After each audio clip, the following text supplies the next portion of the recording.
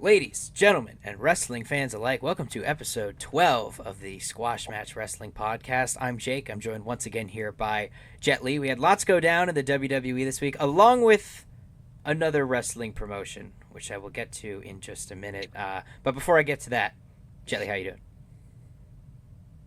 I'm doing good, man. Um, there was definitely a lot that went on, but I think you had more going on than what I did. So let's hear what you got to say. Yeah, so a quick disclaimer to anybody watching right now. If you are offended at all by the word midget, please leave now and forever hold your peace because I will be saying it a number of times, at least over the next few minutes, probably throughout the rest of the episode as well. I don't mean it in any kind of offensive context whatsoever. In fact, I mean it in the exact opposite context because I went to, what was it called? Little Mania Midget Wrestling down at the Woodlands last night, and it was like the greatest wrestling show that I've ever seen in my entire life in person. I got to be a part of it. My girlfriend got to be a part of it.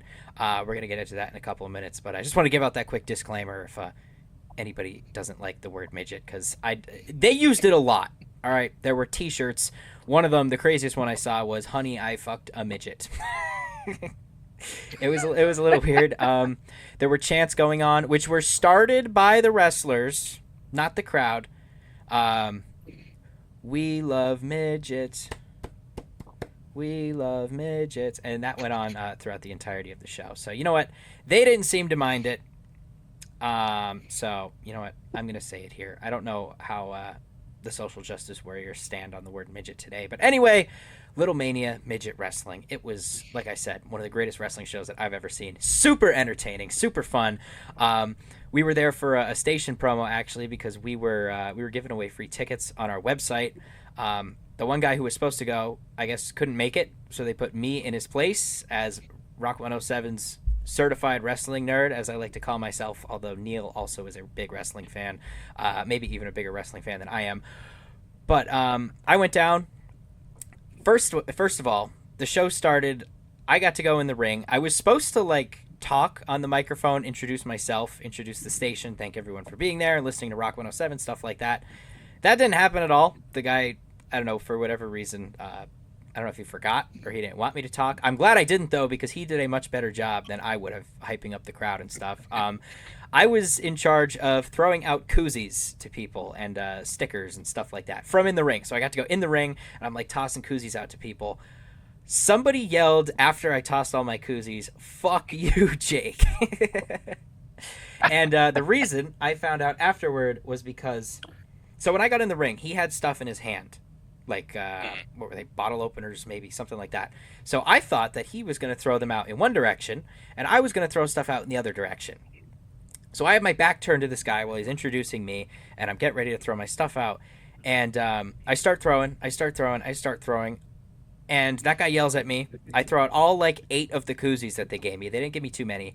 And when I got back to my seat, my girlfriend was like, "Why didn't you throw any this way or any other direction other than I did a semicircle around the ring because I thought he was going the other direction.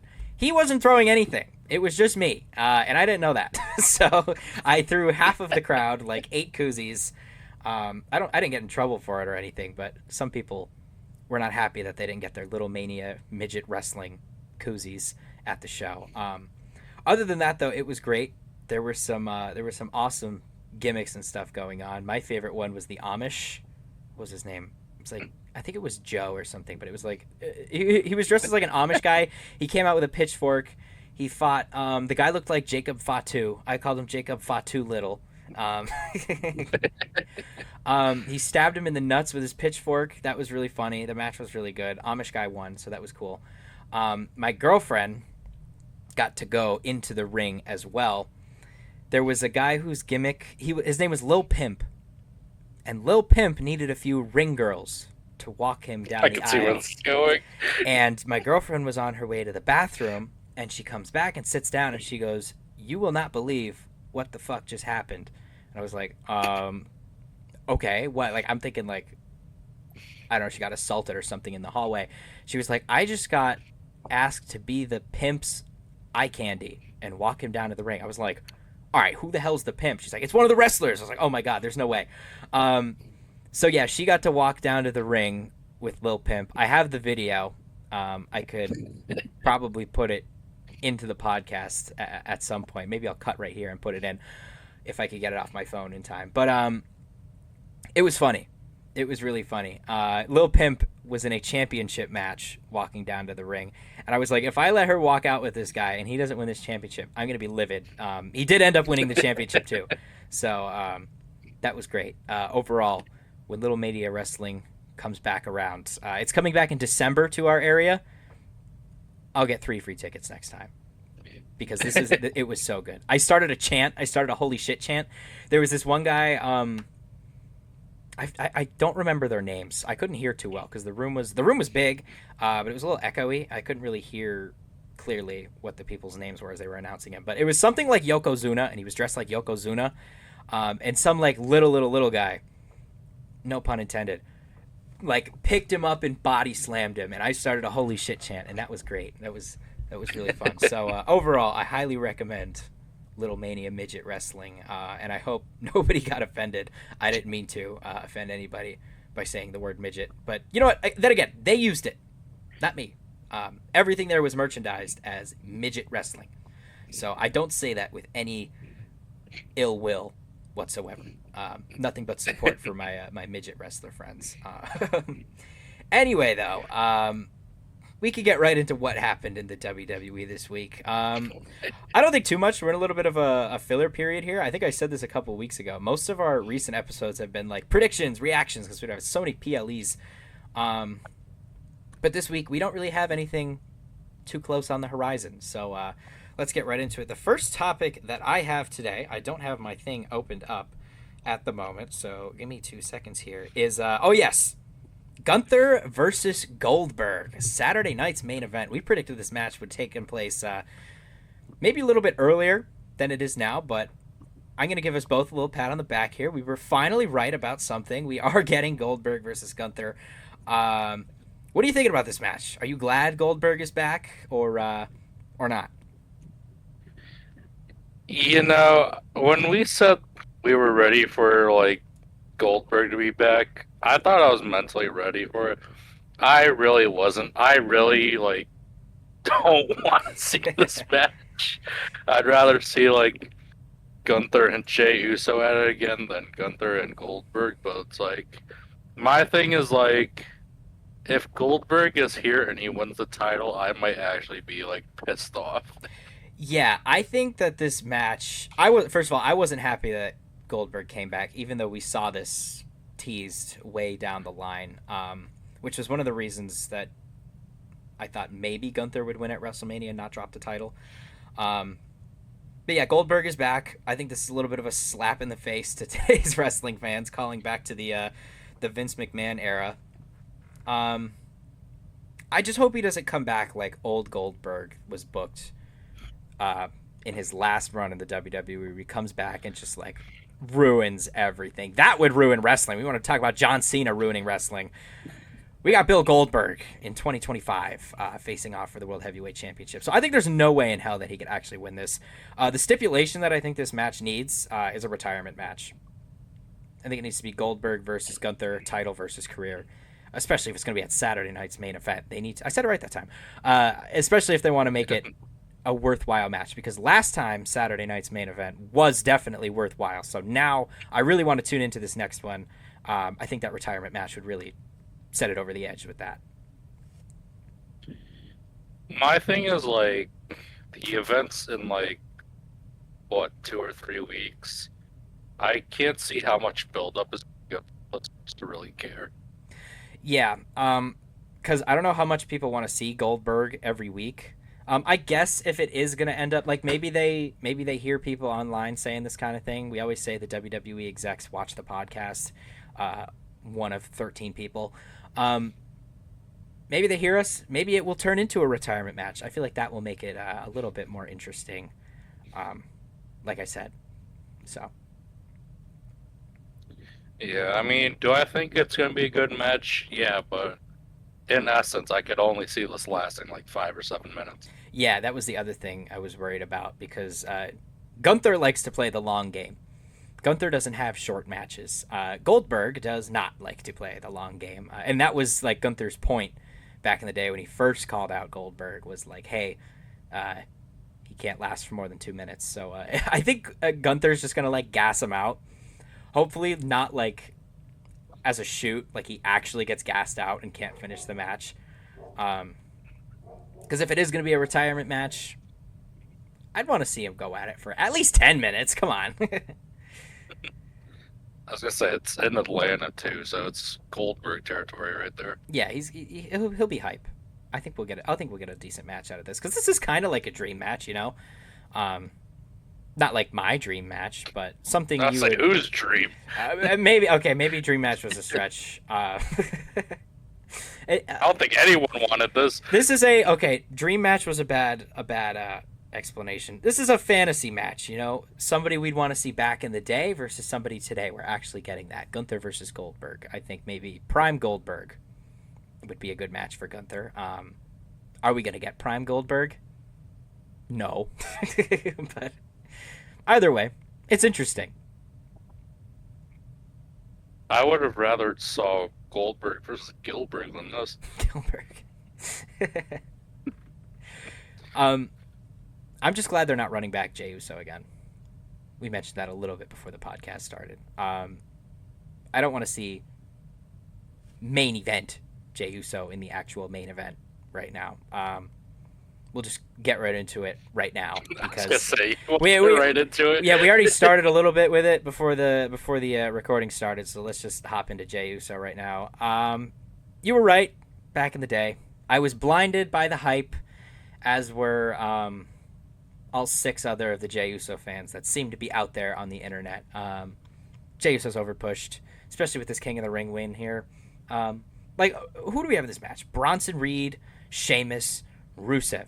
I get it for Bronson Reed. Okay. Bronson was taken out by LA Knight. Had LA Knight not have been there, he probably would have won. But Sheamus and Rusev, I would have liked to see one of them win. This would have been big for Rusev. He came back, and so far he hasn't done too much, I want to say, storyline wise. I mean, I guess he's got something going on with Sheamus right now, but that's where I feel like this story could have like elevated itself, is Rusev beats Sheamus and advances into King of the Ring. Or maybe Sheamus beats Rusev, Rusev comes out, screws Sheamus in the King of the Ring tournament, something like that. I didn't feel like anybody in this match really got screwed other than Bronson Reed and people who don't want to see Jey Uso anymore. Like I said last week in the episode, I wanted Karrion Kross in this match. I'm kind of glad he wasn't in it, though, just because I feel like if he was, he would have lost. But yeah, I don't know. How do you feel about Jey Uso? Go ahead. I'll let you vent here. No, you're not a Jey Uso guy. I mean, for who Jey Uso is, I think he's great all around. I just don't think he was ever meant to be in the main event as he should have been. It's not really a knock on him. I think it's more of a knock on WWE talent. And I feel like it's just hard to try to get guys into the main event that like rightfully deserve it in comparison to like who the fans want to see. Like for the last few weeks now, we've been wanting Karrion Kross in that main event spot, and it's I got my T-shirt. Yeah,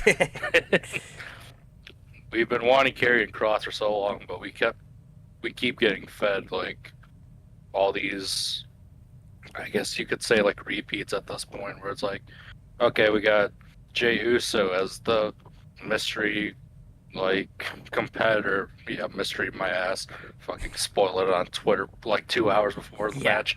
Like, there's no like, and I think that's the thing with the internet now is like, internet for the most part has killed a lot of like kayfabe for wrestling, which I feel like ruins a lot of it. Yeah, a lot of things get either, whether it's spoiled or just released, because a lot of this stuff was just in Instagram posts from Adam Pearce or Nick Aldis. They just come out and say it like, hey, and it's probably because they know it probably will get spoiled. Like people like us make predictions and stuff, but obviously we have no insight into the upper levels of WWE booking, stuff like that. We're just giving our crazy predictions and stuff. But yeah, I agree. Jey Uso right now that his title run is over, I feel like the hype has died down, and it should start to die down for me anyway.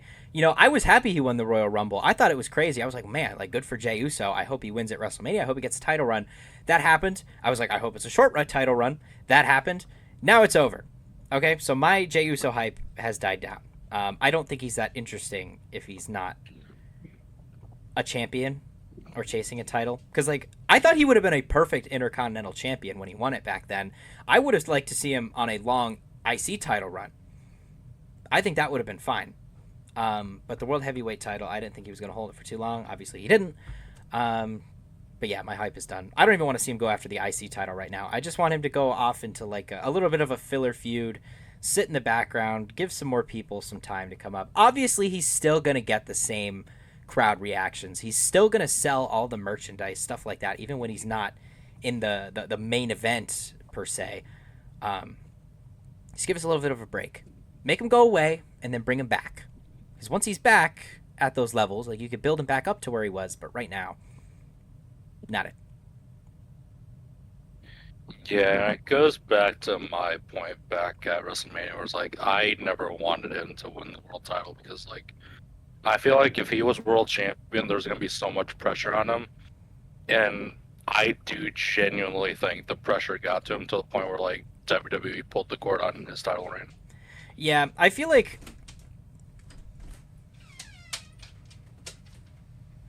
Hello? The dog's in here now. Okay, interesting. I might leave that in. Anyway, where was I, Jey Uso? Yeah, I lost track. Dog distracted me. Main event, Jey Uso. Main event, Jey Uso. I know. I'm trying to think of where I was going with that. This is my ADD brain. I saw a dog, and it's all just gone. Uso fatigue. Uso fatigue. I don't know. I just don't want to see him in the main event anymore. Get him out of here. Let the hype die down. Let him come back later on. He's still going to sell his merch. I think I said that already. I don't remember exactly where I was. I'll let you take the floor for now. Yeah, no, and I did mention this. So I think in the predictions podcast back at WrestleMania, but it's like I've always associated Jey Uso as being a tag team guy. So for me, it was like really difficult for me to really get behind his singles run, just because honestly, I don't think he did much with it. I said it, I think last week, where it was like his first like run as a singles guy, he won a tag team championship. Yeah, that was a little awkward. I thought the same thing back then. I mean, they lost it almost immediately, if it makes you feel any better. But I don't think he needed that, because now it's like it's weird because Jimmy and Jey Uso are going to go into the Hall of Fame together. Obviously, Jey Uso's not going to go in without Jimmy. But now Jey Uso has one more tag team title run than Jimmy does. It's just gonna look a little bit weird. Team Jimmy up with like Ray Phoenix or something. I thought that their chemistry on SmackDown for that like one tag match or like two tag matches that they had was really good. And I don't know how much Ray Phoenix is really doing right now. I think he's in NXT right now, isn't he? He was doing something for Worlds Collide, but I don't know if he's doing anything right now. Yeah, that might have just been a Worlds Collide thing. Because at the time, Worlds Collide was just supposed to be NXT and AAA. And obviously they wanted to get him on there. But I thought their chemistry was really good. I thought that they could have a little title run. That'll give them both something to do. Because Jimmy Uso's not doing much right now. And Ray Phoenix we haven't seen on TV since before Worlds Collide, so... Yeah, I feel like, especially since now we're at, like, past Money in the Bank, a lot of, like, superstars are in, like, purgatory, I feel like, where they really... There's not really much going on unless, like, you're gonna have a story be built for the summer. Yeah, because at this point there's so many PLEs. It's hard, because around this time, I think I said it last week too, this is when those like SummerSlam feuds would start to build. But there's so much right now between where we're at and SummerSlam.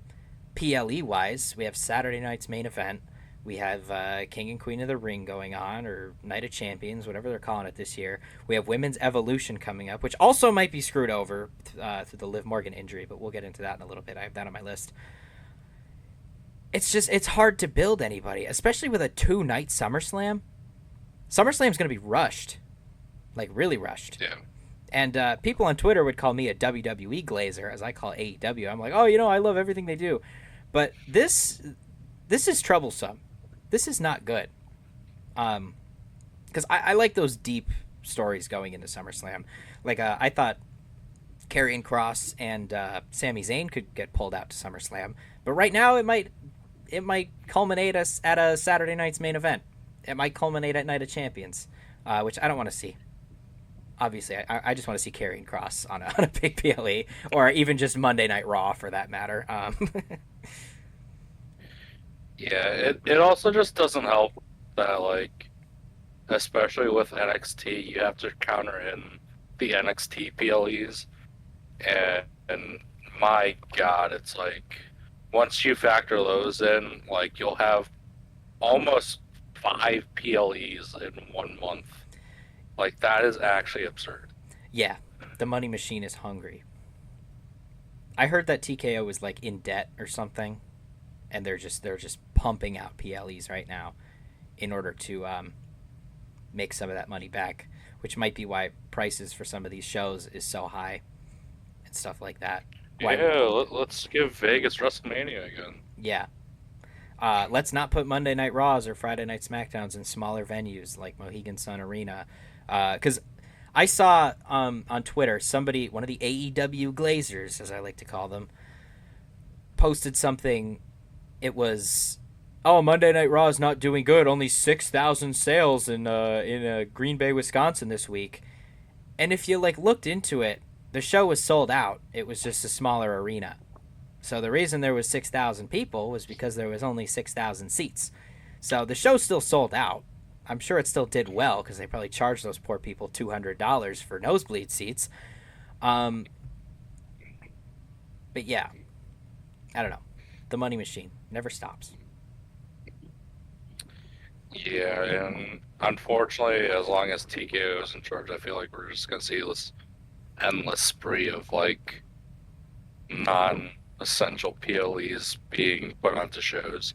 Yeah, and that's almost why I'm glad that we have Saturday night's main events, because they don't need those deep storylines going into it. Like I kind of liked the house show feel to it, but you could still make them feel important in a way. Like last time, all the Seth Rollins stuff that went down. That match to me, Sami Zayn, CM Punk versus Seth Rollins and Braun Breaker, didn't seem like a big. It was a big match, but it wasn't anything I wouldn't have seen in like a Monday Night Raw main event, But they made it feel important through the addition of Bronson Reed. So stuff like that, I think, is fine for shows like that. But at the same time, it doesn't give time to build for the bigger shows. And SummerSlam is going to be the biggest SummerSlam ever this year. So you kind of need that time right now. Yeah, but it also sucks for SummerSlam being 2 days because, you really limit yourself on what you could really put. Because realistically, how many matches are going to be on both nights? Because if it's the same WrestleMania format where it's 14 matches in total split with 7, I don't think anyone's going to be interested in it. Granted, yeah, you'll probably get more out of it. You want to see the superstars, you want to see it at SummerSlam, but it's SummerSlam is the biggest 1-day event of the summer, not 2 days. Yeah, typically one night of WrestleMania, as we see, is 7 matches, 7 big matches.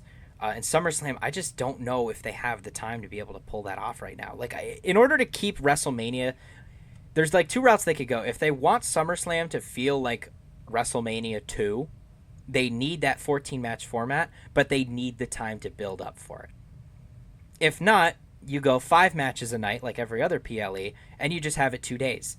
That way, I guess you don't need as much time to build up to that, but At the same time, you still got to find a way to make it feel special. So I'm saying SummerSlam will probably be 5-5. I don't think they could. I don't think I they could manage 7-7. I'd hope so because honestly, some of the WrestleMania matches this year, a lot of them, in my eyes, I don't think deserve to be on the card.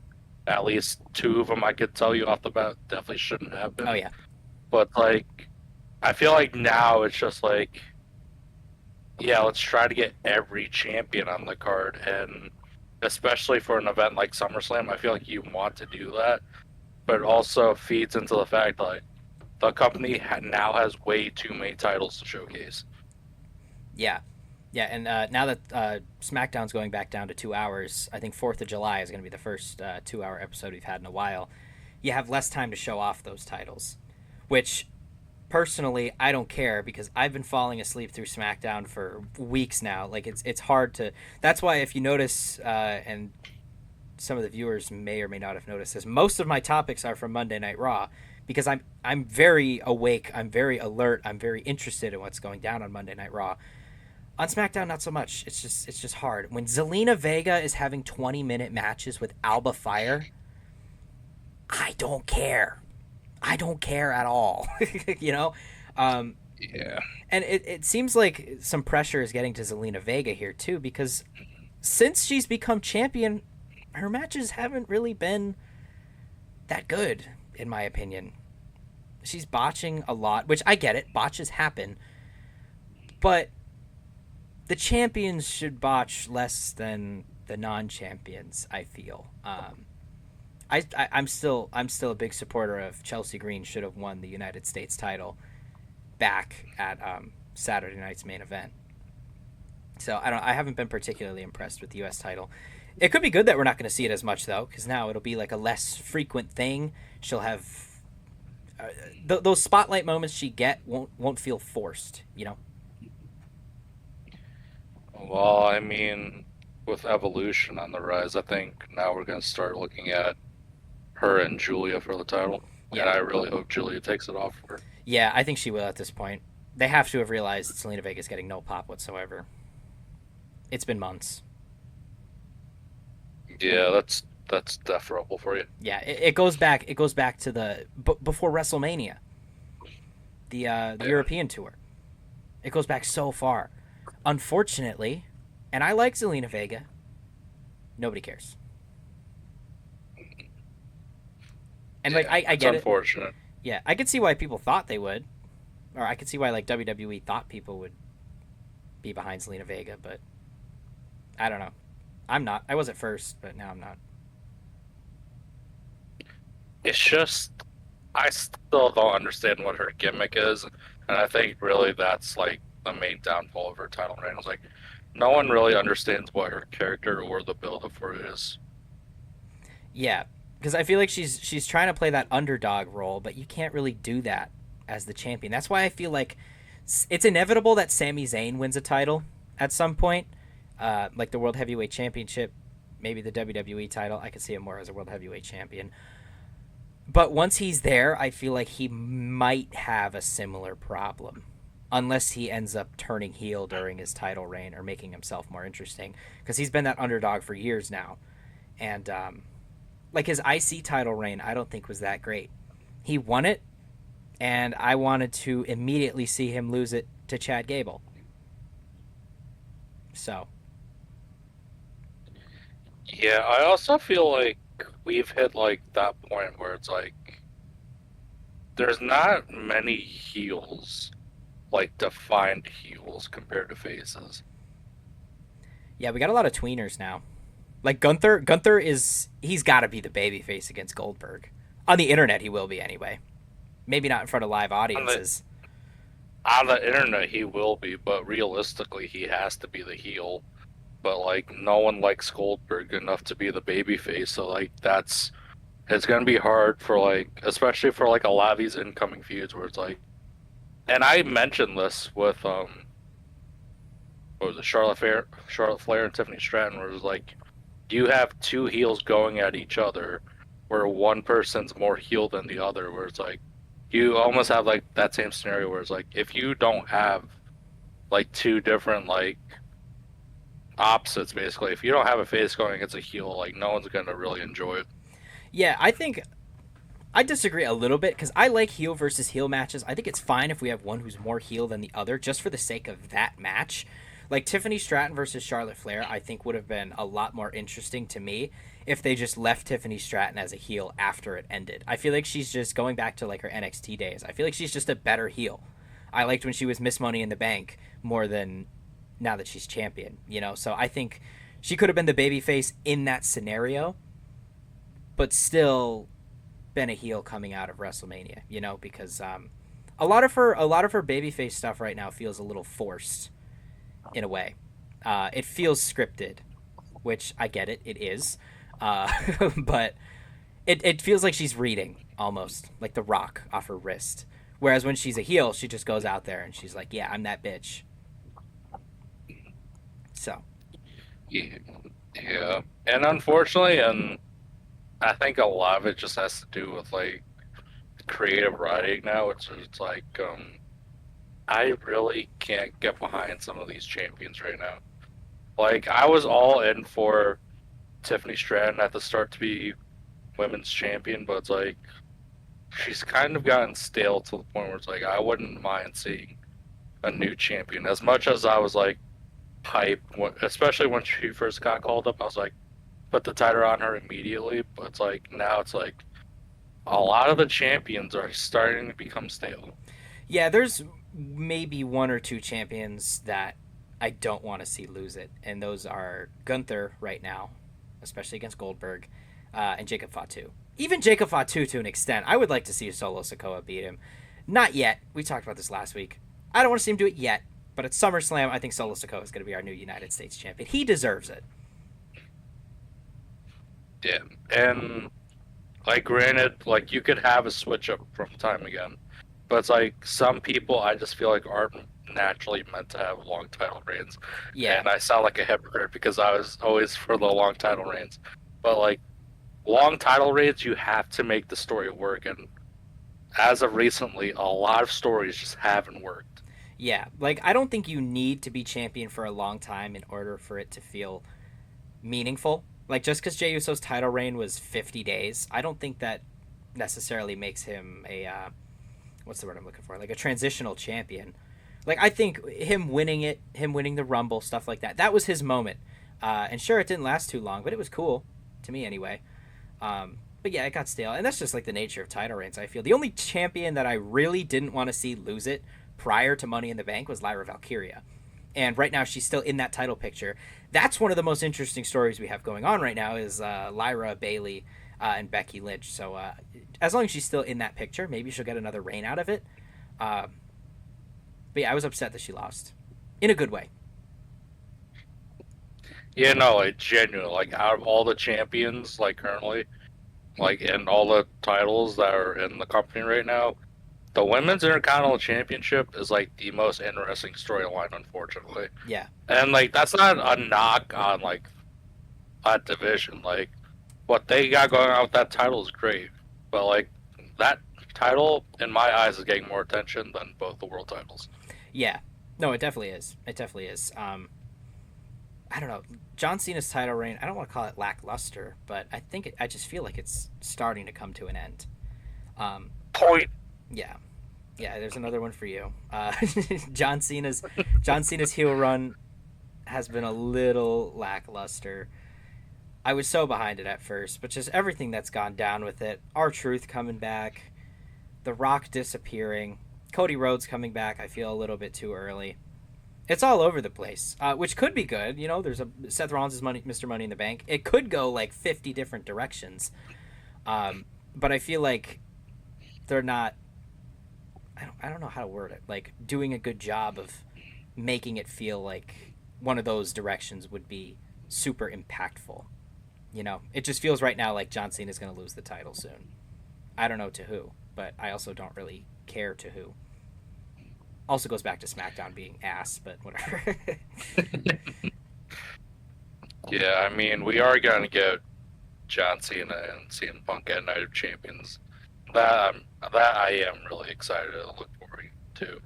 I just don't love the fact that it's at Night of Champions in Saudi Arabia. Yeah, I'm sure CM Punk doesn't either. This is actually one of my next topics, so we can move right into this. That promo battle that we saw from CM Punk and John Cena. It was kind of like verbatim what we were saying should have happened at Money in the Bank. You know, CM Punk straight up said, he was like, "You want to ruin wrestling? Take the title and get out of here. I'm here to prevent you from doing that. You sound like CM Punk, and I sound like John Cena," which is, it would have worked so much better at Money in the Bank. Like, are you kidding me? I think they realized that, and they were like, "Ah, shit," you know. Um, yeah, I don't know. How you feeling about John Cena versus CM Punk right now? I'm really looking forward to it, especially after the promo battle on Friday, where I genuinely think, like, for the first time, like, during Cena's return, he actually got cooked on the mic. Yeah, he totally did. He looked, when he told CM Punk that he was like challenging him, like when he was saying like "let's do it," you could tell he was like excited. Like he was breaking character. He was smiling. He was ready to go. Um, just turn him back already, man. Unfortunately, I know CM Punk's gonna lose this though because Cody Rhodes is in King of the Ring.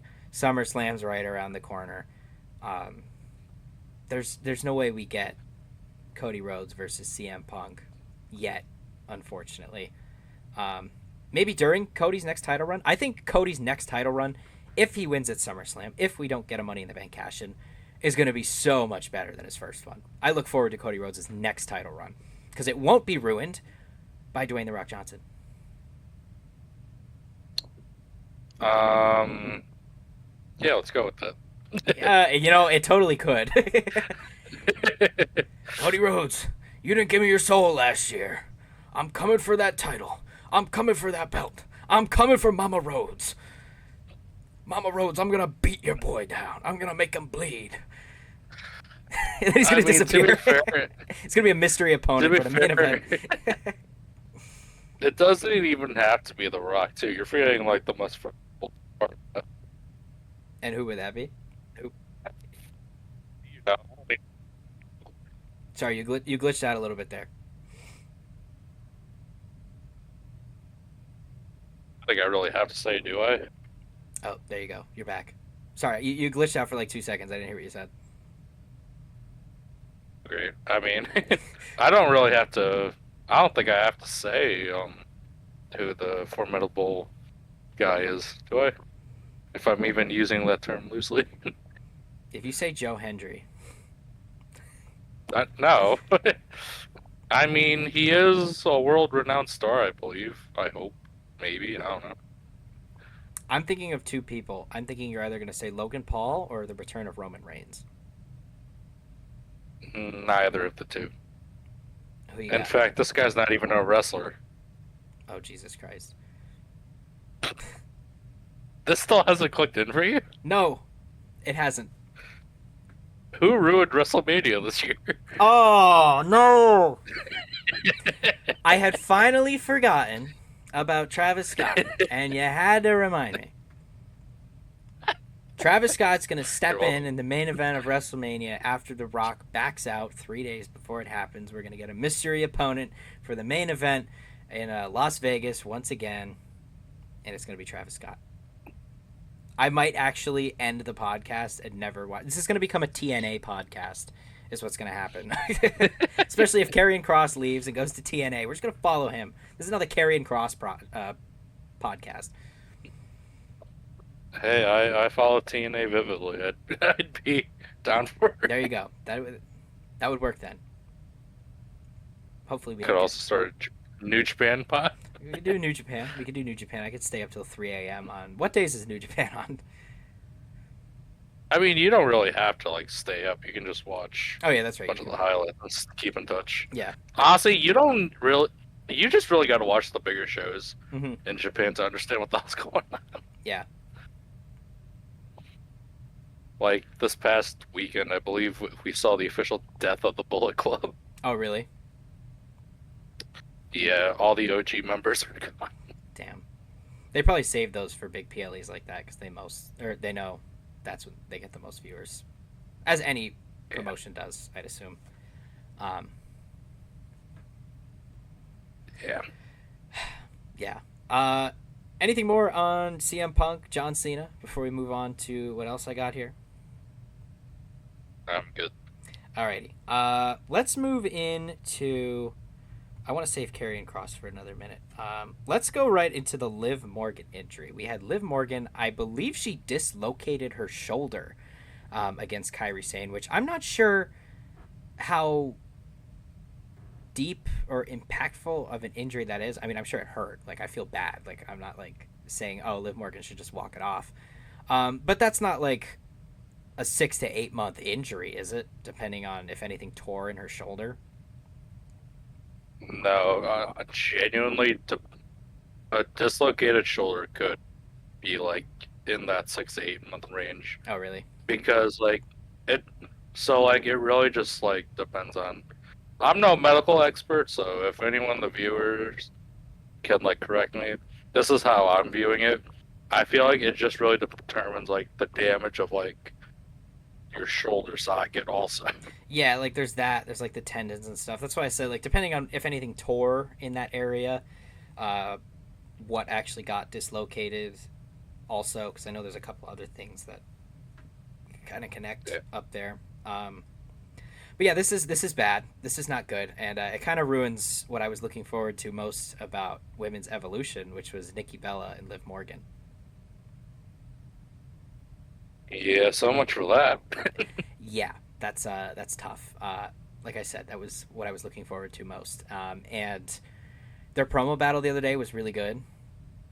I really liked it. That's just why I was looking forward to this so much. So, a little depressing, but I'm sure we'll get some more uh, cool stuff on Women's Evolution. Hopefully, Stephanie Vaquer is on there. There's no reason she shouldn't be. Um, Julia versus Selena Vega, that could be one. I want something with Io Sky though. Like, Io Sky hasn't been doing anything as of lately. Yeah, I saw this thing on Instagram the other night. I think it was like Tiffany Stratton and Io Sky have not wrestled in a month. Yeah, Tiffany Stratton's at least been on TV cutting promos and stuff. Like she had her one against Naomi on SmackDown, which I thought was kind of cool. I don't know. I thought it was okay that we always get something. The champion and the Money in the Bank winner go back and forth right after Money in the Bank. Um, where was I going with that? Shit, I lost my place again. Um, Top champion's not wrestling in a month. Top champion's not wrestling in a month. That's right. Yeah, we haven't seen Io Sky do anything since right after WrestleMania, when Julia and Roxanne Perez got called up. She teamed up with Rhea Ripley, and I feel like that's kind of like the Rhea Ripley effect. Like we know Rhea Ripley might be next, so they're not even building anything up for her. But in the meantime, like we saw that with Liv Morgan. Who did Liv Morgan wrestle in her title run? She went against Io Sky once. But other than that, it was all Rhea Ripley, and it was all waiting for Rhea Ripley. Nobody even like came to Liv Morgan. It was like, "Hey, you're so distracted with Rhea, you're not looking at me. Let's have a match," you know. So, not a knock on Rhea Ripley. I like Rhea Ripley, but that's why I didn't think she needed the Money in the Bank briefcase. Like, I didn't even know why she was in that match because she could just go to Adam Pearce and ask for a title match, and she'll get one. She could go up to Io Sky because they're like buddy now, and just ask. Okay. It honestly just might be headphones. Honestly, Yeah, it happens. it's either that or because of how old my MacBook is. Yeah, that doesn't help either. My PC's getting a little old now that I think about it. I've had it for like 3 years or something, which in the grand scheme of things isn't that old, but I can tell it's slowing down a little bit. I can't open Google. I open Google and it comes up, and then it closes, and then it opens again, and then it stays. So you have to like give my thing a second. So that's ass. I still gotta get used to that. Anyway, where were we? We were at Io Sky. I genuinely don't know. We were at Io Sky. See, now you know what I've been dealing with when the dog walked in. We were at Io Sky, hasn't fought in a couple of months. Rhea Ripley could declare for a title shot anytime she wants. Honestly, I hit the point where I was gonna start my sentence, but with that I don't know where I was going with it, so I'm gonna move on from it. Okay. Well, is there anything more on women's evolution before we move on here? Rhea Ripley, Io Sky, Nikki Bella, Liv Morgan. Oh, wait, I have one more thing about Liv Morgan. I completely forgot about this. What does this injury mean for the Judgment Day? going forward? So, um, I saw this hypothetical on Twitter, I might have and saw I the same really one. hope it kind of happens because it's kind of hilarious. So when Rhea Ripley was in the group, how was she injured the first time around? I believe it was a shoulder injury. Yep. Now that Liv Morgan is dealing with a shoulder injury, I believe the same almost length, if not a little longer, than Rhea's. What if this sets up Dominic and Roxanne Oh, it's Perez? totally going to. This is like WWE's like if anything could have went wrong, this is the perfect thing to go wrong because now they have that to lean on and it's perfect. Who's going to take over as tag champion with Raquel Rodriguez? Roxanne Perez. What other women's tag team would there have been that they could have put the belts on? None. So that's perfect. Deja vu between Dominic Mysterio, Liv Morgan, Rhea Ripley here. Who's going to take Dominic Mysterio now? Roxanne Perez. It's perfect. And they set the seeds for it like at the perfect time. Uh, I wish Liv Morgan a speedy recovery, and I feel bad that she got injured. However, for what is culminating here, her injury couldn't have been more perfectly timed.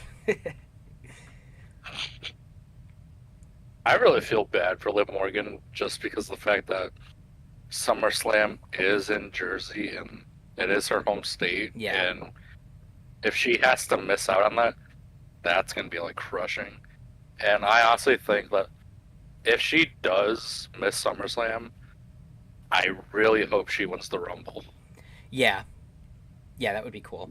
Because I feel like she's the only reason she hasn't been competing for world titles is because she's stuck with those stupid women's tag titles. You know, um, not that I think they don't want to make her a Yeah. double champ, but I think I think she'd be much better off as just being the world champion in the Judgment Day. Um, I saw that the Judgment Day, or I foresaw rather, that the Judgment Day would break up sometime soon. But now with this, I think that's going to be delayed. Yeah, I saw reports on Twitter that because of Liv Morgan's injury, almost like all plans for Evolution got scrapped. Oh yeah, they had to. Like, what is Nikki Bella going to do now? Well, you know how insane that is that a one person, like, just having one injury causes the whole card to be scrapped? That, like, shows, like, they probably had something big for Liv Morgan that night. Yeah, yeah. Um, I agree. And again, she's probably one of the most interesting women on the roster right now. I think she has the most going on. The only thing holding her back, like I just said, is those tag titles. If she didn't have those, I think she'd probably be fighting for a championship right now. And it all goes back to them just scrapping their women's tag division. So, like, put them back on NXT already. Send them somewhere else. Because now that I think about it, they could easily have them get sent back down to NXT because somebody can pin either Raquel Rodriguez or Roxanne Perez. I don't think Roxanne Perez is in the most protected state right now. I think she will be shortly in the future. Um, but as of right now, I think she could take a pin on NXT where not as many people are watching. Sure, we're going to hear about it, but like we didn't see what happened, stuff like that. You could even have Raquel get pinned. Who cares? I don't care if Raquel gets pinned, you know? So I think that this is the perfect moment to get those titles off of TV where nobody cares about them. Not that nobody would care about them on NXT. I think more people would care about them on NXT. What I'm saying is nobody cares about them right now on Monday Night Raw. It'll get them off of Raw. One less thing to worry about. It'll give Liv Morgan a reason to now be more pissed. Because I think just because she's injured doesn't mean she's not going to be on TV. Like, she'll be walking around in a sling and stuff. They know you got to have Liv Morgan on there. If they lose the titles, now she's pissed at Raquel. Now she's pissed at Roxanne. I think the Judgment Day will break up once Liv comes back to competition. So, I don't know how much fantasy booking I want to get into this, but I think just because now that we're talking about it, all right, fantasy booking here. What if Roxanne Perez wasn't meant to be like, I guess, like the cancer the way Finn Balor was expecting it? What if this was an inside job with Finn and Liv? Hmm. Like a double Because I could, conspiracy. yeah, because I could totally see like Liv costing Dom the IC title. In what way? So um, we said that we could probably see Finn take the title off Dom at SummerSlam. Yeah. What if, like building up to it, Dominic and Roxanne are being caught in a lot of shenanigans by Liv, and it's gotten to the point where Liv gets pissed off at Dom, where like she probably doesn't talk to Dom or even show up, leading to hopefully the SummerSlam match, and her music hits night of SummerSlam during the match to cost Dom the title. I like that a lot. That makes perfect sense to me. I hope that happens now. Actually, that would be so cool. Like the double inside job, kind of. The only thing I would argue doesn't make sense is that Finn recruited Roxanne, but at the same time, I could see her getting mad enough at Dominic to where she just teams up with Finn and they like settle their differences. Well, I mean, here's the thing though. What if it was Liv's plan to just get Roxanne in it? What if there's so much lore Oh, behind so this? like all along, Liv Morgan had Finn Balor get This Roxanne was a whole Perez. And, setup. oh my God, this is getting deep. I like it though. I do like that. Because, like, I feel like a lot of people want to see Liv at SummerSlam, especially for it being in Jersey. Oh yeah, I feel like that'd be. And we saw last year where Dom turned on Rhea. What if the roles were flipped and Liv turns on Dom? yeah. I'd argue she could have main evented SummerSlam this year. Liv Morgan in her hometown. Yep. We got 2 nights. That would have been great. But yeah, now that she's going to be playing a smaller role, I think that could still happen. I don't see any reason it couldn't. Just because she's injured doesn't mean she can't grab Dominic's foot to prevent him from taking a coup de grace for the IC title. Um, so we can start to see those To be fair, rumblings. Yeah, we can start to see those the rumblings setup of is a kind of there. yeah, like maybe Finn Balor separates from the Judgment Day because he gets pissed off, but then all along, Liv Morgan was on his side. She screws over Dominic in his biggest moment, and Finn Balor finally becomes relevant again. I like it.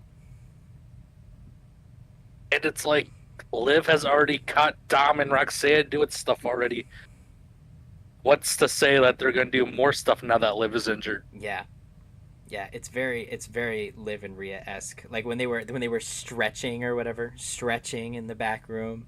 Carlito came out. No, that's cool. Mhm. I'm gonna miss Carlito. He would have made this storyline so much funnier.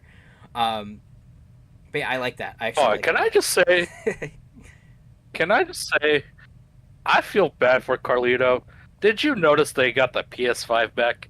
Did they really? I didn't see that. Yes. Judgment Day took back the So PS5. they went to How Carlito's house, upsetting. took his PS5. None of them are even gamers besides. How upsetting. So now they just have the PS5 as like ad placement, maybe indirectly. Because it's like Dominic and Carlito were the only two playing it. I guess I could see JD playing 2K. Not gonna lie. I mean, it could it could be used as like an Easter egg. Like, what if we do see Finn Balor beat Dom in the background for the IC Dude, title? you know what? That would actually be awesome. That's like the perfect setup right there. They could totally do that. Because we've seen them like foreshadow stuff like that in the past. Like I think right before the Royal Rumble, we saw Alexa Bliss's doll somewhere in the background. Um, Yep. we saw stuff from the Wyatt Six. Obviously, their whole shtick was Easter eggs coming in. So yeah, I could see that actually.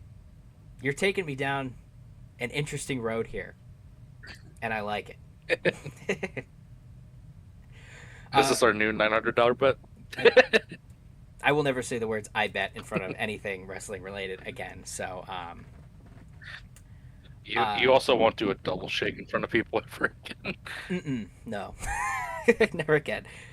With all that being said, is there anything more on Judgment Day, Liv Morgan, stuff like that before I make any bets and we can move on here?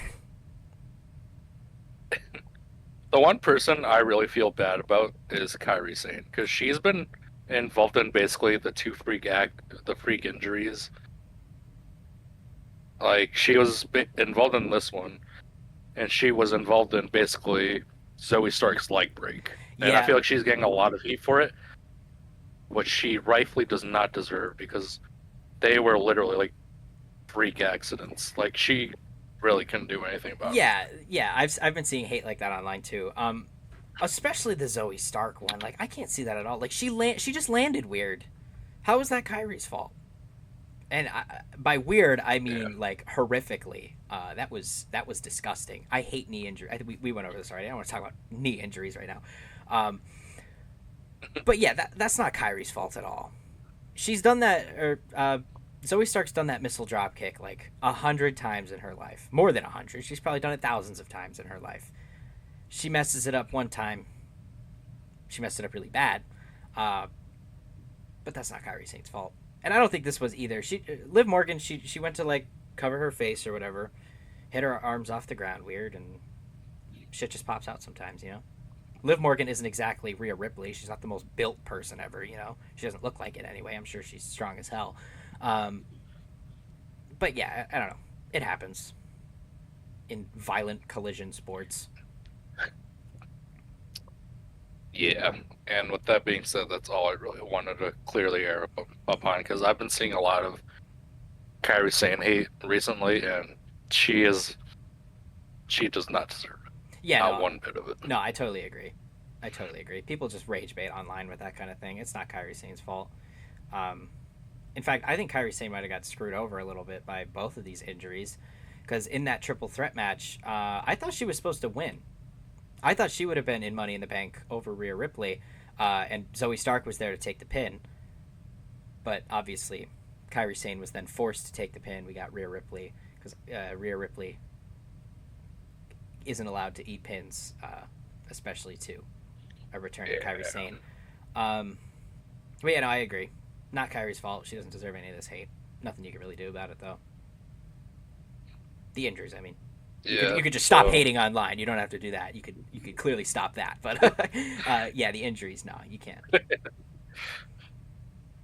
Yeah, we can only just hope for speedy recoveries from the both of them at this point. Yeah. Zoe Stark will probably be gone for. We probably won't see her till maybe Kevin Owens' return. Because like blowing up your knee like that, like she didn't just tear her ACL. She probably tore 15 things in her knee. That was gross. Yeah. All right. Anything more on Liv Morgan, Judgment Day, stuff like that before we move on? I've got like one more topic here. We pretty much covered everything else. Oh no, I have like maybe two. I'm good. Move on. All right. Let's move into the one that I'm most excited about. Just got my brand new T-shirt. My Karrion Kross merchandise is here after I waited a month and paid for 1 week shipping, but nonetheless, I got it for free anyway. Karrion Kross is finally getting a televised match, not just on Main Event. He will be on Monday Night Raw, presumably, I want to say next week or the week after. I'm hoping for next week. I'm really hoping for next week. Him and Sami Zayn are going to go at it. Obviously, I think this means Sami Zayn loses to Randy Orton next week, or on SmackDown this week, rather. How are you feeling about Karrion Kross's in-ring? I want to call it a debut because we haven't seen him in so long, but God, I can't wait to see this guy on TV again. Well, like in the ring at least, because man, we need something fresh on Raw, yeah.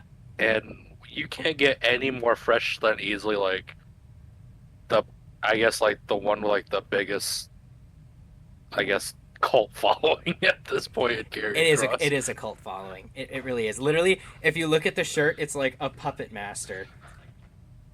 Karrion Kross is 100% an IWC cult leader. There are so many people behind Karrion Kross right now. So many T-shirts getting sold. I'm one of them. I love this guy. He's so good on the mic. He's so cool. Just following him on social media, just watched his jiu-jitsu clips, stuff like that. I love Karrion Kross.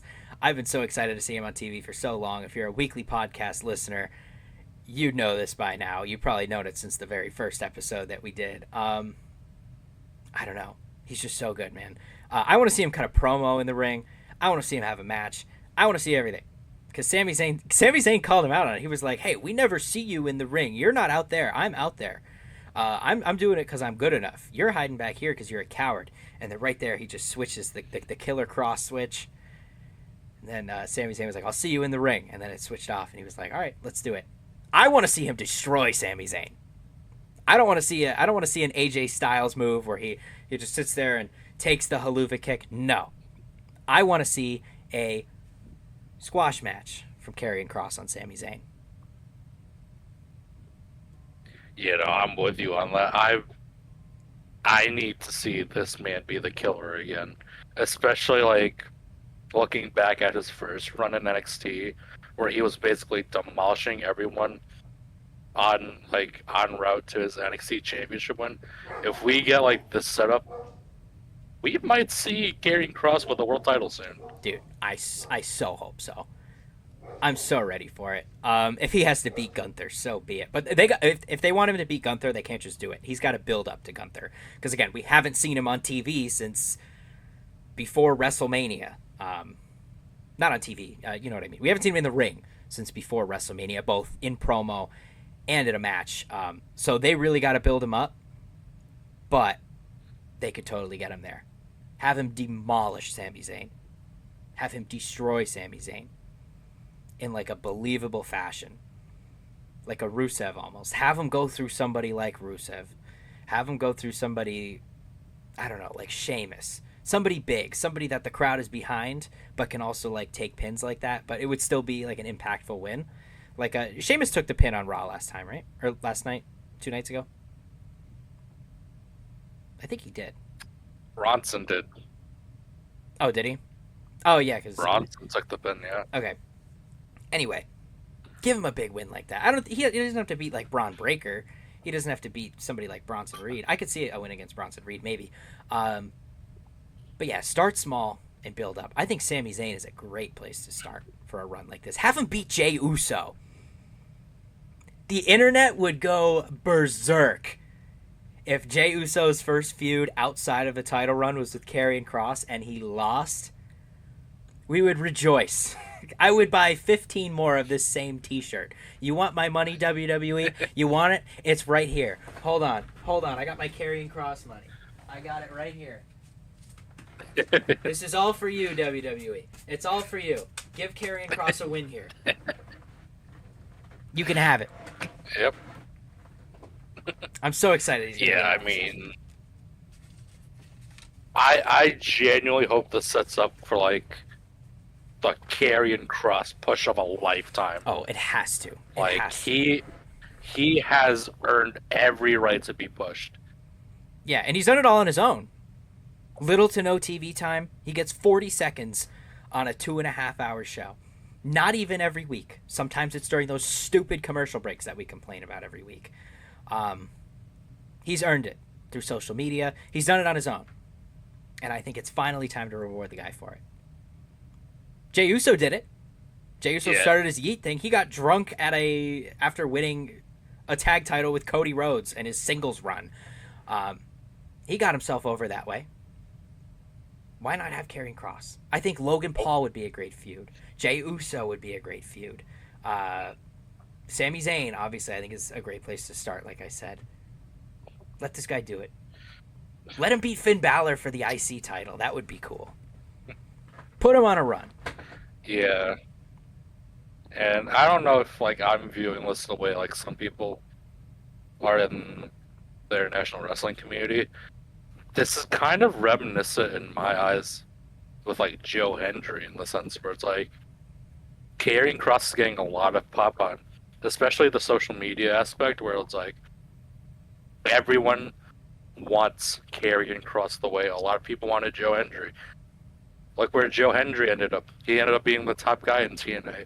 And basically is still the top guy in TNA. Why can't the same be done with Karrion Kross Yeah, here? he got a WrestleMania match against Randy Orton in his surprise appearance. Like, are you kidding me? A lot of people wanted that match to be Karrion Kross. I'm glad it wasn't, because Karrion Kross would have lost, and I don't want to see Karrion Kross lose right now. That's what I think they're being so careful with, is finding people that Karrion Kross can beat and, like, not have to lose to. I think that they're more concerned with having Karrion Kross not lose than they are pushing him to the main event, because obviously that stuff takes time. Like, if he was in King of the Ring, I don't think he would have won this week in that Fatal 4-Way match, unless it was off the Bronson Reed interference and nobody else was in the ring. But he definitely wouldn't have beat Cody Rhodes next week. He definitely wouldn't have beat Randy Orton, I don't think. He's not at that level yet, for as much as we like to hype him up. But yeah, Sami Zayn, such a good spot to start. Have him destroy Sami Zayn, because Sami Zayn will take nothing from it. He loses all the time. You know? So, what's the difference? All I'm gonna say is, if this does end up in like the Karrion Kross push of a lifetime, where it does end up with him winning a title, win it at Mania if it's in Vegas again. Oh my god, please. It'd be so good. Like that's the perfect way to end like the push of his lifetime. Yeah, he being could crowned a champion. he could go on such a good world heavyweight title run. His promo skills are so there. They're so there. He's one of the most exciting things that I see on Raw every week. For the 40 seconds he's on screen, he lights it up. I guess you could say he kills it. There's no way he can't do that in the ring. Like it's not like he's gonna be a different person once he walks through the curtain. Like, give him the chance, please. And like you said, I think Vegas would be the perfect spot. This is I was gonna say you want to talk about way too. If you want to talk about way too early predictions, I'll give it to you right now. I already basically gave the winner of the women's Royal Rumble and Liv Morgan. Have Karrion win the men's Rumble. I was literally just about to say that. I agree, 100%. Have him win. Why not? Why not? A lot of people want to see, or wanted to see when the Seth Rollins heel turn first started. Sami Zayn win the Royal Rumble, come back and beat Seth Rollins at WrestleMania. Not beat him, just have a match, I guess, with Seth Rollins at WrestleMania, just because he's a big within the Saudi shows and stuff like that. But you know what? I don't want to get political, but there's a lot of stuff going on in the Middle East right now. If I was WWE, I'd be a little careful with who I'm sending where. Not that Saudi Arabia is involved in any of that. To my knowledge, anyway. I don't know. I don't follow it. I'm a wrestling fan. The only thing that I would comes just. up... Yeah, I wouldn't. Yeah, I'd stay away I would from. just hold the show. I'd stay away from it for a little while. Anyway, though, I don't want to get political. Yeah, a lot of people are saying Sami Zayn would win for that reason, but no, put Karrion Kross there, dude. It's in Vegas again. It's so perfect. We all want it. Maybe not everyone, but even when he's on TV, you can hear the crowd there. Everybody gets excited for Karrion Kross. I might be a little. I might be hedging my bets here. I would go out of my way to say that when this match versus Sami Zayn first starts, I believe Karrion Kross is gonna have like the biggest pop of his life. Oh yeah. Oh yeah, totally. And they better show his full entrance on Netflix, or else I'm gonna lose it. At this point, they can't not do it. Netflix can't be that stupid to not see everything that's going on. They got to look at these numbers on like t-shirt sales and stuff. Do I know them exactly off the top of my head? No. Is there probably something I'm not seeing with that? Yeah. But people are they're trying to get Mr. Iguana on Monday Night Raw. You can't tell me more people like Mr. Iguana than they do Karrion Kross. Mr. Iguana, the first time half these people heard about Mr. Iguana was for Worlds Collide. Sure, they want him to sell t-shirts. I get it. You could put him on the main roster, but you can't put him in front of Karrion Kross. He's been there every week. No TV time. Little to no TV time. And he's still there. He's still putting out. People love him. And he doesn't even wrestle. So, no fault of his. I'm just saying now that you mentioned it, what would go great with her Karen Cross shirt is a Mr. Iguana Iguana. There's one in my hand. I'll have them right here. I wore this to midget wrestling the other day. I was in the ring repping my Karrion Cross gear and my Rock 107 hat, hoping somebody would see it and be like, "I'm on your side, man." But see, what I was gonna do, I thought they were gonna let me cut a promo and like be like, "Hey, I'm Jake from Rock 107, blah blah blah. Catch me Saturday, Sunday, Monday, overnights." I was gonna shout out the podcast. I was gonna say you can also find me. Should have. I'm assuming everybody in this building is wrestling fans. Looks like it. Be sure to check out the Squash Match Wrestling podcast. Tell them what we do. Say the fantasy bookings get crazy. I'm a big Karrion Cross fan. It gets crazy sometimes. Go check it out. But they didn't give me the mic, so oh well. No shade to Money Mike, the guy who did all the talking. He was great. He was awesome. He did a much better Money job than I Mike. would have. Money Mike, yeah. He came out to Shane McMahon's entrance. He looks at me before he walks down to the ring. He goes, "You're a wrestling fan, right?" And I went, "Yes, sir." And he was like, "You're going to know my entrance music then." And then right at that second, he goes, "Here comes the money." And I was like, oh my God, dude. I dapped him up and he walked down the aisle. What a guy. It was a great show. It was so cool. So I'm just gonna bring this up just because I think it's kind of funny. Should we just like cut that part out just to make sure like Shane doesn't sue him? What, me singing? Oh, wait. Oh, Well, oh, that's right. Uh, well, it's like our like one of our 14 viewers is a WWE exec. That's true. In our eyes. That is true. I believe that is true. You know what, WWE exec, if you heard that, that's not what happened. I lied to make the podcast more interesting, but don't check. Just believe me. Anyway. I was gonna say footage doesn't exist. It doesn't exist. You weren't there. I was, and I'm telling you it didn't happen. So don't go after my guy Money Mike. He doesn't deserve any of that. If anything, pull him up to WWE. He was great in the ring. Money Mike was awesome. All we ask is that you actually get rid of Def Rebel first before we uncover everything. Yeah, for real. Hire one of these. I thought Metro Boomin wanted to do WWE entrances. Get somebody like that.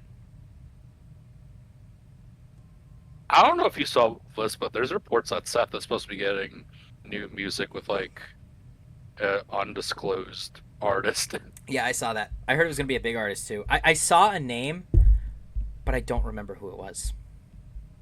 It was in a Twitter post. But yeah, I did see that. I really hope it's good though, and I swear to God, if it's Def Rebel, I'm gonna lose it. Yeah. They can't screw up Seth Rollins.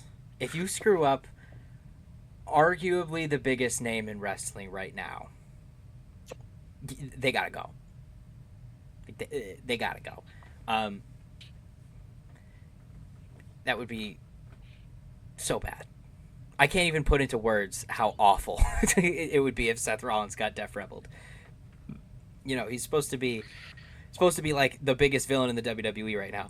I feel like he's taken The Rock's place as that big bad that we've been looking at. He's taken the Tribal Chief's place, to an extent Solo Sikoa too, but I don't think Solo Sikoa ever reached as high of a level as Seth Rollins has right now, so don't screw it up. Yeah. All right. The Karrion Cross rant seems to have concluded. Is there anything else you would like to cover here before we start to wrap up the show? My girlfriend is starting to get angry with me because we are supposed to go to the bar at like 9:30 and it's only 8:45. But she's like, "Oh, really? You're doing the podcast right now?" I was like, "Well, yeah. We had to go to midget wrestling yesterday, so I had to push it off." And then I get home from work. I don't want to say it sucks because it doesn't. I'm fine with my job. But I get home at like 5:30 and I just like crash out. I'm like, all right, I have to lay down for like an hour before, even though I sit down all day. I'm like, all right, I just have to like sit here for a little bit, play some Clash of Clans, and collect my thoughts before I start to talk again. Because I'm like talking on the phone all day between that and like radio stuff. So my voice gets a little sore. I gotta rested for a little bit. That's why I was a little bit late today. But other than that, is there anything else we really want to cover here today? We didn't have much go down in the WWE this week. It wasn't too busy, but we do have a lot of stuff coming up, so we will have those all in future episodes.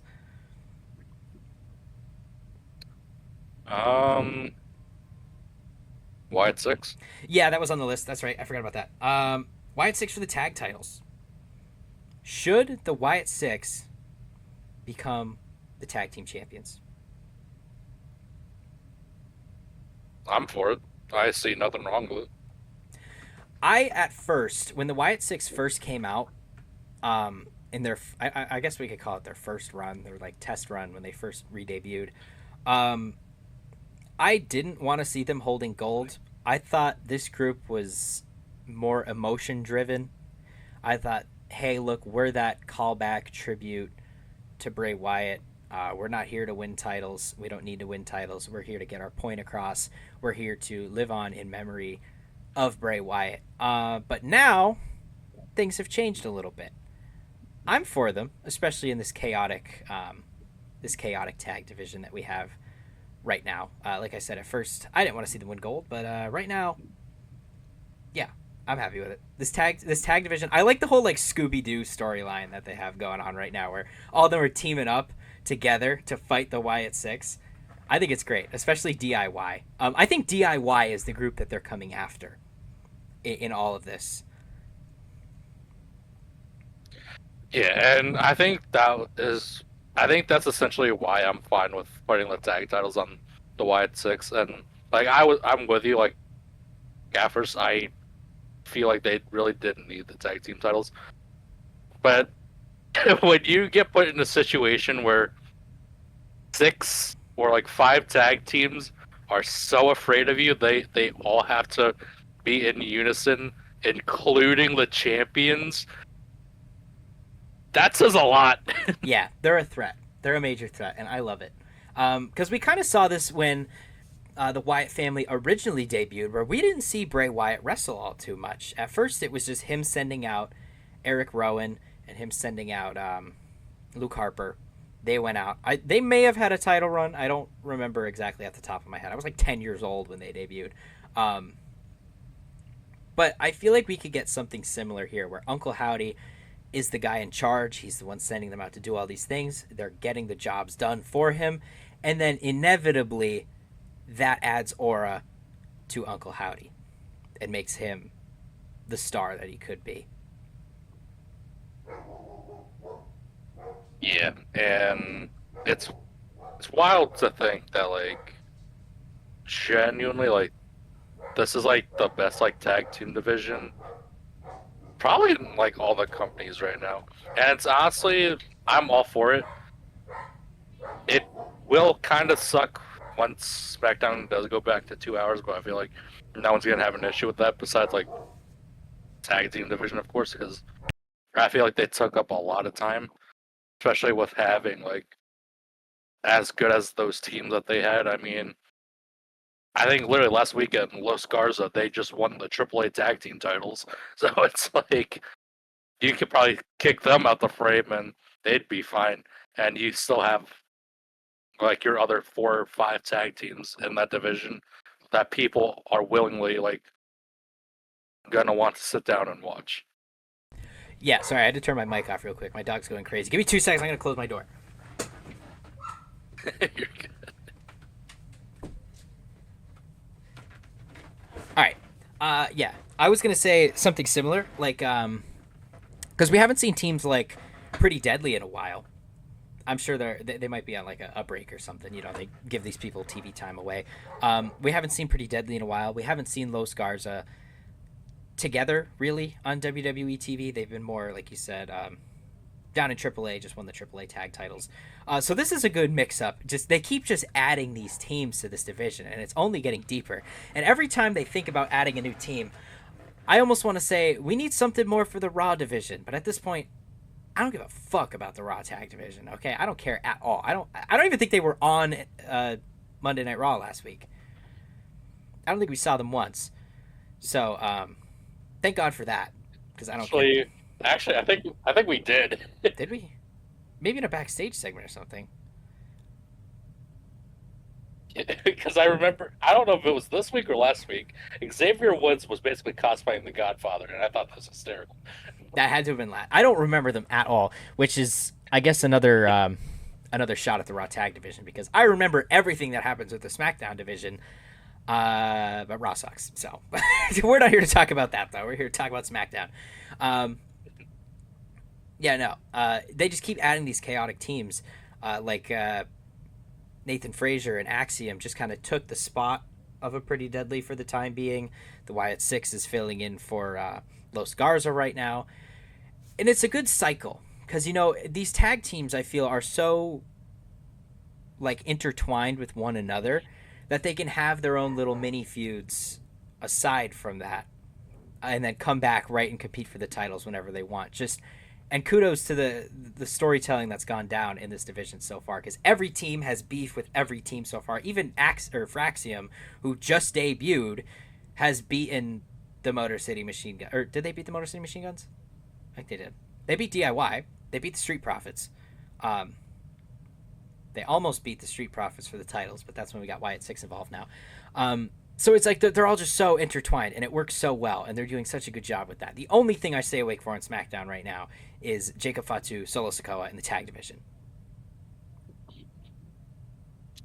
So I actually read something on Twitter, uh, more fancy booking, but I found it really interesting just because we already mentioned this guy earlier in the podcast, but I won't like explicitly start with it. So we've been seeing a lot of LA Knight on Raw, basically feuding with Seth Rollins. Yeah. Right? So what if we like see like I don't know when they're going to do this whole draft thing because I feel like they're never going to announce it at this rate. So what if we see like a Raw SmackDown trade of superstars? Who would you see? What if we see? Well, according to this tweet, what if we see LA Knight go to Raw, and then a certain main eventer go to SmackDown to reunite with his brother to join the chaotic tag team Oh division? my God! Are you suggesting a Penta trade for LA Knight? Actually, no. I was thinking. Jay Uso. Oh, I could see that. I feel like Jey Uso doesn't have much going on really on Raw right now, other than King of the Ring, which kind of goes both ways if you think about it. I'd be fine with that. The Usos in this tag division. I think either way, Penta and Rey Fenix or the Usos could really spice up this division. Because I think I said it earlier in the podcast. Rey Fenix and Jimmy Uso would be a good tag team for this division. I could see it because I think you're right. LA Knight is probably coming over to Monday Night Raw, which is realistic to me. I see him more as a world heavyweight champion than a WWE champion anyway. I feel like the WWE championship right now is the one that, well, it's always been the big one, but especially now it's reserved for people, bona fide superstars. CM Punk competes for this. Randy Orton competes for this. John Cena competes for this. Seth Rollins is, I think, still going to cash in on the WWE Championship. Like, LA Knight, to me, right now is up here, but they're all up here. You know? So, I think he'd make a great addition to Raw. I could see him having good matches with Gunther. Yeah, and I think LA Knight is a better fit for the world title in the sense I think what you said. Like, you got guys like Cena, Orton, Punk. They're pretty much like the faces or like the pillars of the company, and I don't think LA Knight has yet to reach that point. So, like, if we were to put a world title on him, just put the world heavyweight title on him. Yeah. Don't give him the pressure, basically giving him like the top title of the company. Yeah. Like, I could even see Gunther competing for the WWE Championship. I'm glad he is World Heavyweight Champion first, but like maybe after he loses this one, he starts to go for the WWE Championship. I could see him reaching that god tier heel level very, very soon, and I think the deciding factor on whether he gets to compete for that title will be this run. See how he does with this title now. Give him that long title reign that we all want to see, and have him lose to Karrion Kross at WrestleMania, because now it's set up even more perfectly. Okay, not to go back to Karrion Kross 15 times, because I think this might be the third or fourth time we've mentioned in this podcast. But Gunther is not a winner at WrestleMania. He's like Triple H. He's the big bad, that the good guy who needs to get over. Not that Karrion Kross is going to be a good guy. He's the guy that they come after and they beat, and it makes that moment so impactful. Like if Jey Uso had beaten, I don't know, let's say Rusev for the World Heavyweight Championship, that wouldn't have felt as impactful. But like it was Gunther. Gunther is the bona fide bad guy. He's lost 4 matches in his main roster career, 2 of which have been at WrestleMania. I think is he 1-2 at WrestleMania, or is he 2-2? I don't know off the top of my head. 1-2. I think he's 1-2. I think Yeah, because 39. 39 was the triple threat. Yeah, he won that, And then the last 2 Manias he lost. Lost to Sammy at 40. Lost to JF. Yeah, so he's on that like guy you have to beat at WrestleMania list, which I'm fine with. I don't mind. As like the triple threat match, Sheamus and Drew McIntyre, that's an all-time classic. Like it's not like these matches are bad, you know. Sami Zayn versus Gunther was electric. The way Michael Cole yelled, "Brain Buster!" That was insane, dude. Sami Zayn versus Gunther was so hype. But it's like a curse, because the guy who holds the title after Gunther just doesn't live up to it, and it makes Gunther look that much more prestigious, which I love. Let Gunther hold his WrestleMania. I will say I am all in for Kross winning a world title. Yeah, and I think it just sucks that Gunther's gonna have to lose at WrestleMania for a third consecutive time if it does happen. Again, I don't think that's that big of a deal for Gunther, because what's he gonna do? What's he gonna do after he loses this title? What does Gunther's character always do? He's gonna go after a bigger title. There's always a bigger fish. Gunther right now on Monday Night Raw is the biggest fish in the pond. Once he gets over to SmackDown, where there's a couple bigger fish, Cody Rhodes, John Cena. Not that John Cena will be there next year, now that I think about it. But he'll be competing for that title sometime soon, and that's where I think it's all gonna come together, which is perfect for Karrion Kross. Las Vegas Royal Rumble winner. Come on, it's right there for the taking. And Karrion Kross doesn't have to have a long title run either. That's coming from the biggest Karrion Kross glazer out there right now. Maybe a little longer than Jey Uso, but it doesn't have to be a 600. I was gonna say you'd be fine. I was gonna say you'd be fine with Karrion getting a cash in at Mania. If he defended the title more than 2 times in 50 days, yeah, I'd be fine with it. If I saw Karrion Kross defend the title 5 or 6 times in 50 days and then lose it, that'd be fine. Because to me, that's an impactful title run. Going back to the New Japan stuff that you said. Have more matches. Have good matches. Build storylines. Because then after he loses it, he can go right into something else. That's fine with me. As long as it's impactful. And we get to see him on TV. At this point, I'm just clamoring to see Karrion Kross on TV even more. Way down the line, too. But yeah. Yeah, no, like I said, I think a lot is going to happen down the line, and it really starts with how well they built the stories going into SummerSlam. I think Sami Zayn versus Karrion Kross has been built for so long now. People are clamoring to see him. I think it'll be so good. Even if they have a match here, I almost said tonight. If they have a match on Monday, maybe they have another one where Sami wins, and then it all comes together at SummerSlam, where Karrion Kross wins. How about like a street fight or something? Let Karrion Kross go off. He's Killer Kross. Let him hit him with a table or something. Yeah. Yeah. So that's one that's building right now, I think, going back to the whole SummerSlam storylines thing. But, I guess we'll see what happens. I'm sure WWE will fumble it once again.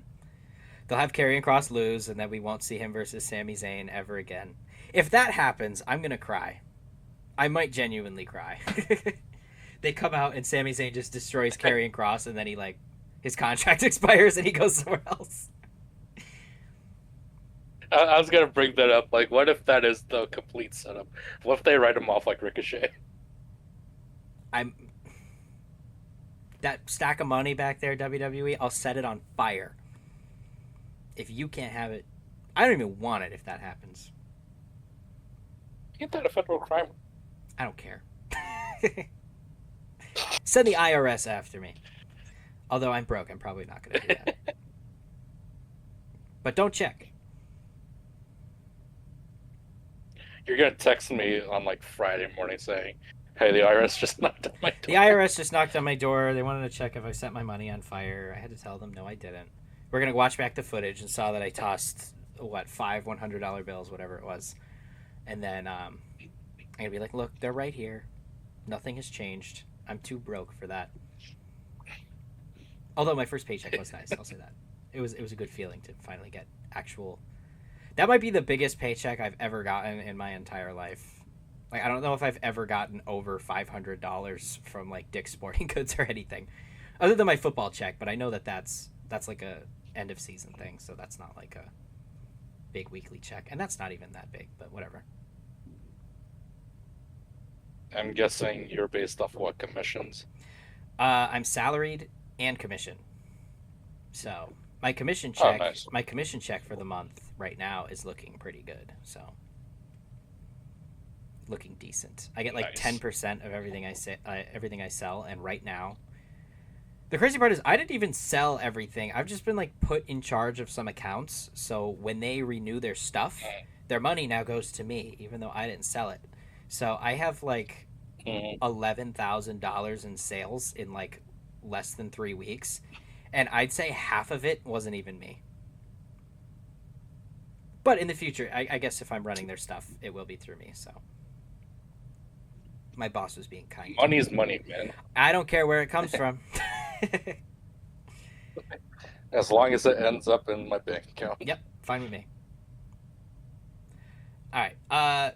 With that being said, is there anything else we want to cover tonight? I am starting to get yelled at more and more here, so I think I'm ready to wrap it up. If you are, we got to get out to the bar. You could come down to Cheap Shots if you want to play pool or something with us. We'll be there. Probably. I'm off tomorrow actually for Juneteenth, so that's why we're going out. I'll probably be out for a little while. But anything else we want to cover tonight before we start to wrap it up? Where is Cheap Shots? It's in Oliphant, by my house, kinda. It's down by like the churches, by the bridge. I'll consider it. All right, we'll be down there in probably like half an hour or something. But with that being said, we are wrapping it up for the night. Thank you all for listening, watching, subscribing, however else you are consuming this podcast. We really do appreciate it. I'm a little bit behind on the post, but you know what? I'm going to post episode. I said I was going to do this on Thursday or whatever, but I'm going to post episode 11 probably tomorrow, and then we'll get back on track with episode 12. It's a little bit irrelevant news at this point, but go back and see how wrong our fantasy bookings were. Last episode was crazy too. You can follow us, all of our socials, in the graphic below. Instagram, Twitter. I don't have the TikTok in there, but it's the same username as the Instagram, so check that out. YouTube, Spotify as well. You can find me on Instagram at J_Yanoski2103 or Snake_Matthews_107. Jetly, plug your Instagram. You can find me at Jetly_T on Instagram. There you go. So follow us there. Keep an eye out for the TikToks, stuff like that. And we will see you all next week for episode 13.